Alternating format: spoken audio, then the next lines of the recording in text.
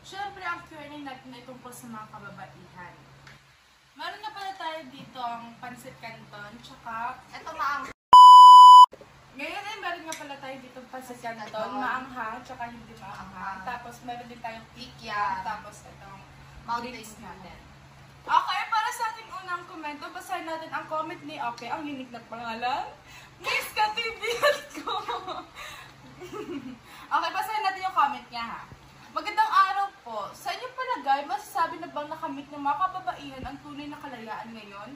Para sa akin, hindi pa totally na nakamit ng mga kababaihan ang tunay na kalayaan dahil sa panahon ngayon na marami pang naaabuso.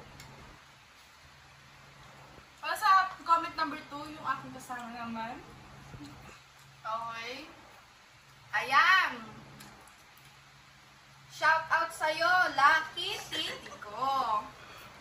Nakaranas po ako ng karahasan. May maaari po bang ikaso sa taong gumawa sa akin ito? Siyempre, pang-aabuso yon. Nakakalungkot naman, no? Pero ang sagot namin sa tanong mo ay oo. Kasi tayo, marami tayong batas tungkol sa mga naaabusong kababaihan. At isa na rito ang Magna Carta for Women. Okay? Yung comment number 3 natin is, ano po ang Magna Carta for Women? Isang magandang tanong yan.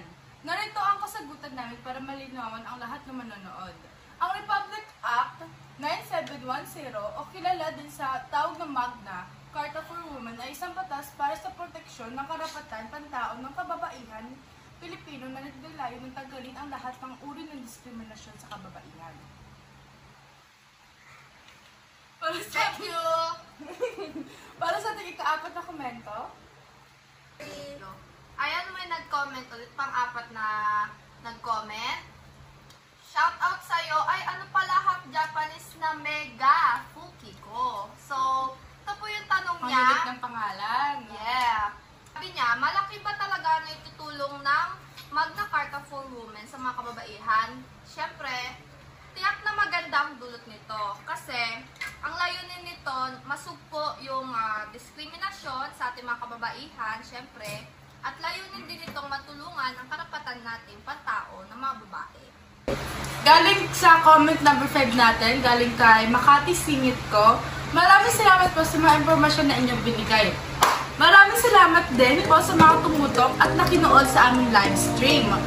Naway kahit pa paano ay may nalaman kayo tungkol sa batas para sa kababaihan. Happy Women's Month at laging tandaan babae kahit hindi babae lamang. Bye-bye!